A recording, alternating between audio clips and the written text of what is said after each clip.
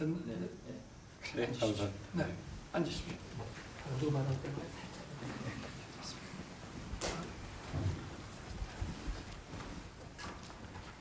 아이고, 하여튼 초청에 이렇게 응해 주셔서 감사하고 정말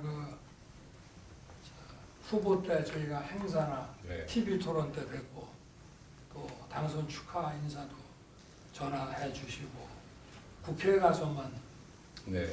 한 두 차례 뵙고 정말 오늘 이렇게 또 용산에 이렇게 오셔서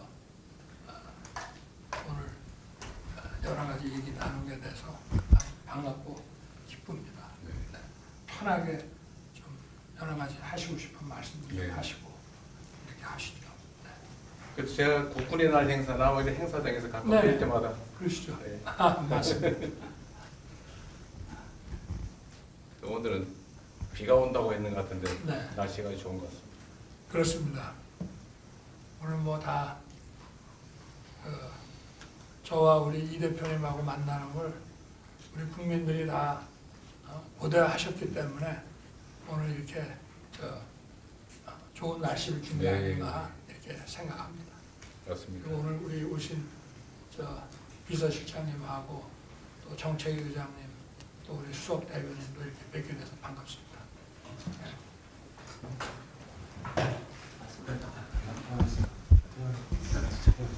퇴장할 건 아니고 제가 대통령님한테 드릴 말씀이 많아가지고 써가지고 왔습니다. 그러시죠.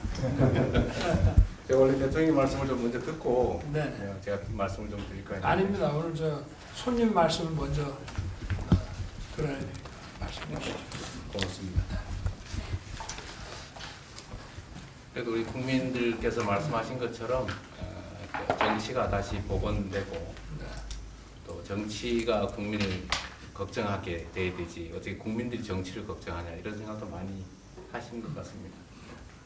그래서 오늘 아마 이 자리에 대해서도 많은 국민들께서 큰 기대를 가지고 지켜보고 계실 것 같아서요.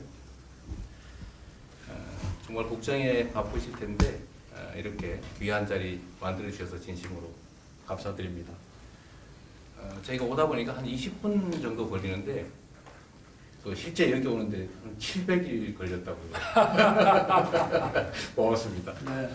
약간 늦은 감이 있긴 하지만 또 늦었다고 할 때가 가장 빠르다 이런 얘기도 있어서 오늘 이 자리에 이 만남이 우리 국민들께 새로운 희망을 만들어드리는 그런 계기가 되기를 바랍니다.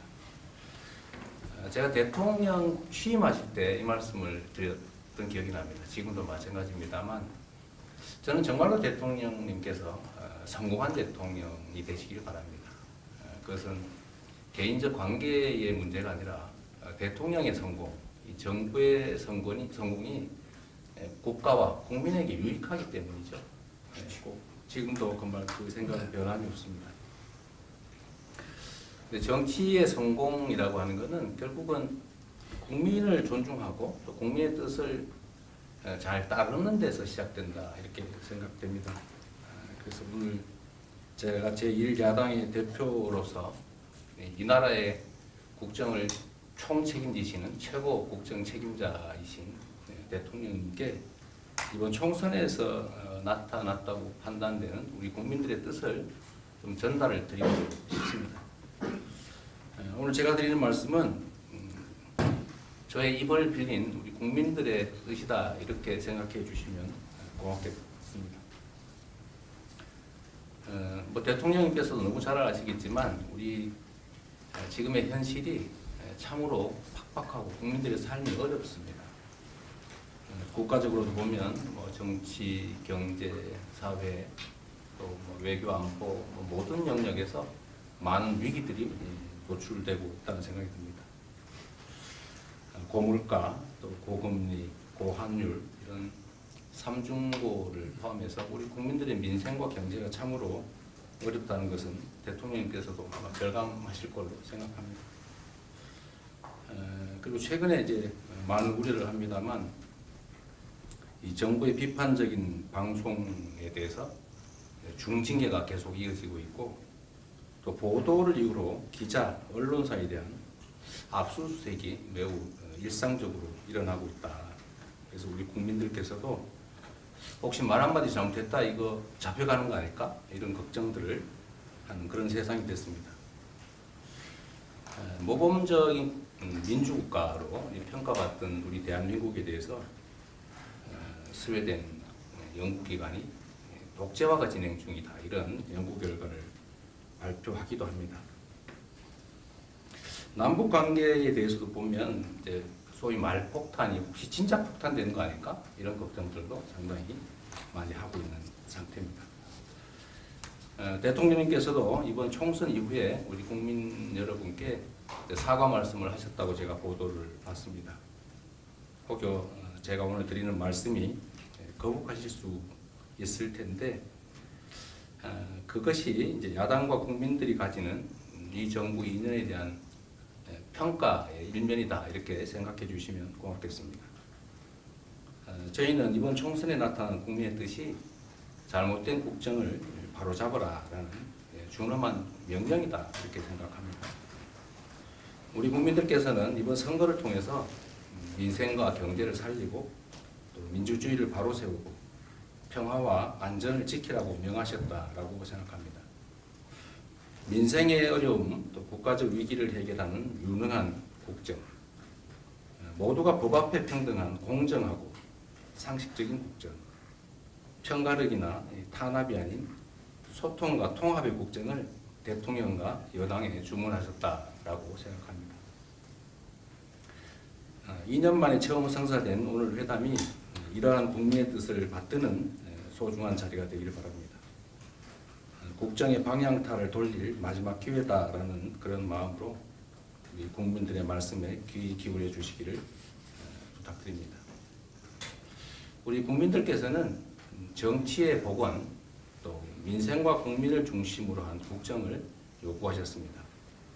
이제 국정 동력을 민생 위기 극복에 집중할 때라고 생각합니다.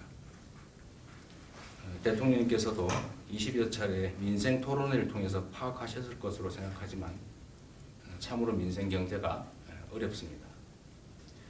가뭄이 들면은 얕은 웅덩이부터 이렇게 말라가는 것처럼 모두가 어려운 상황이긴 하지만 이 중에서도 서민들, 또 소상공인, 자영업자, 골목이나 또 지방이 더 어렵습니다. 민간 경제가 어려울 때 이제 정부가 나서는 것이 원칙입니다. 우리 민주당이 제안한 긴급 민생 회복 조치를 적극적으로 검토해 주시기를 부탁드립니다.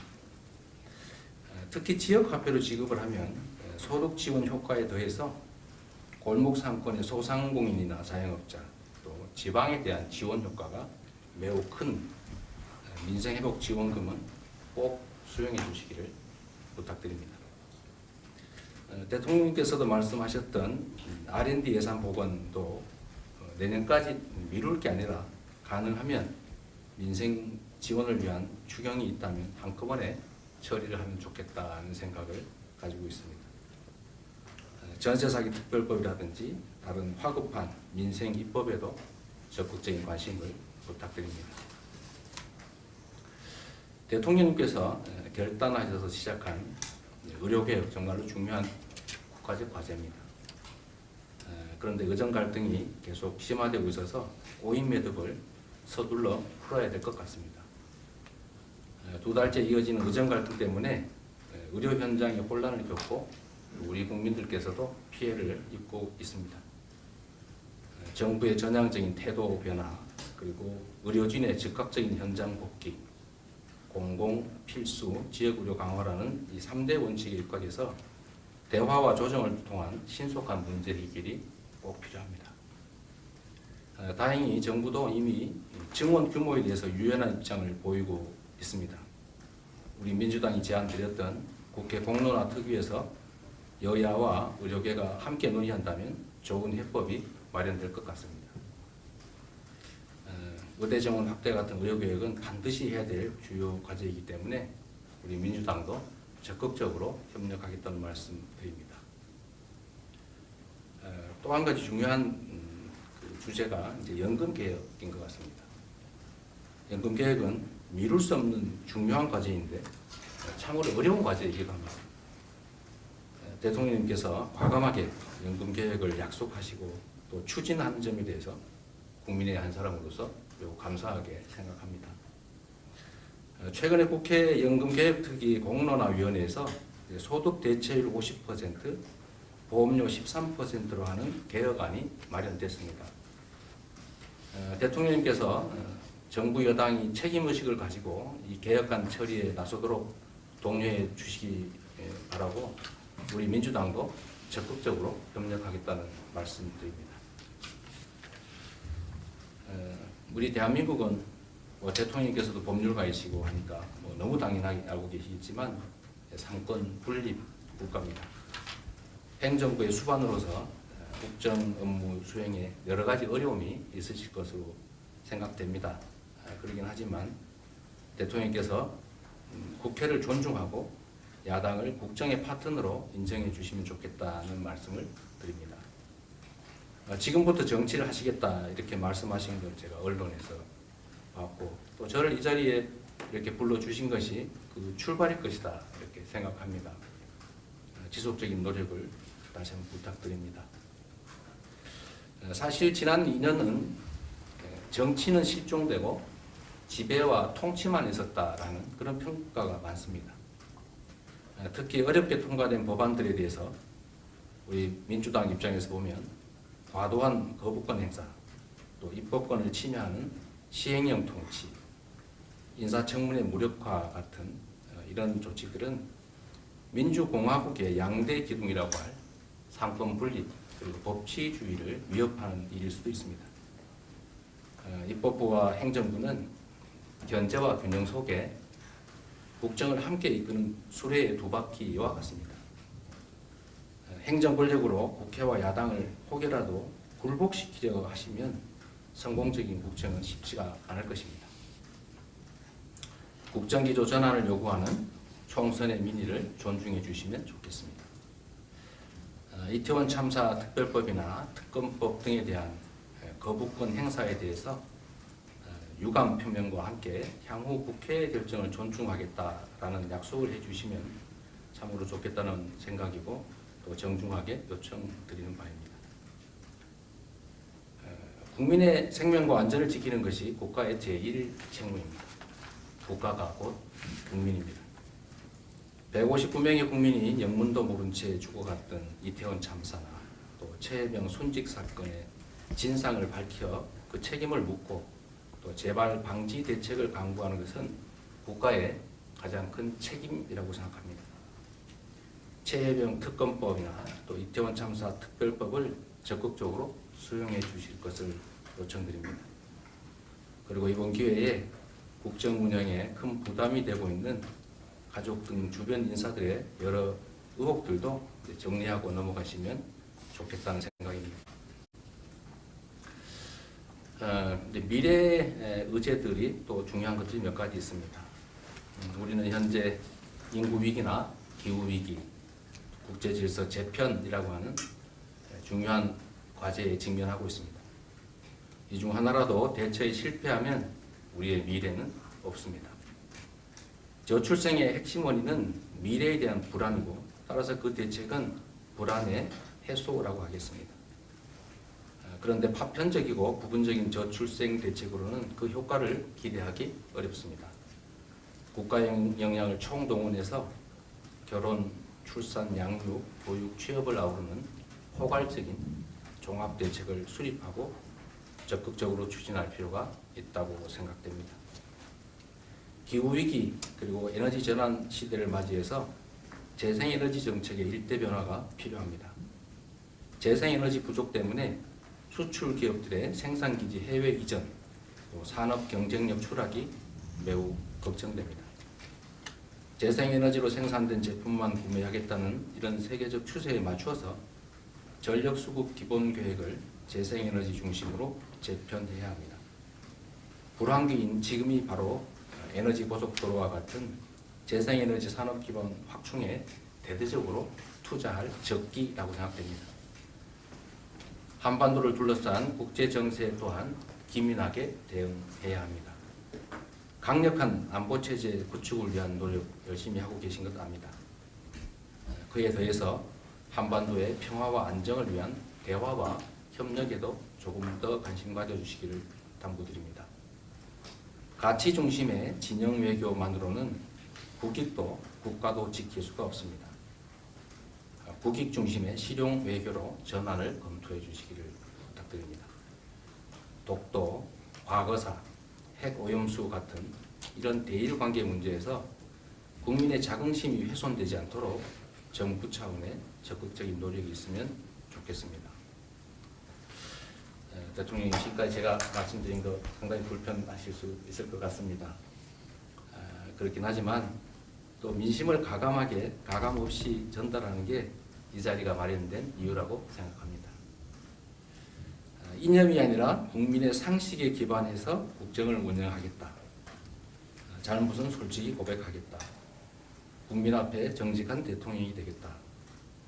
당연히 기억하실 것으로 생각합니다만 우리 대통령님께서 당선 인사 기자회견에서 하신 말씀이십니다.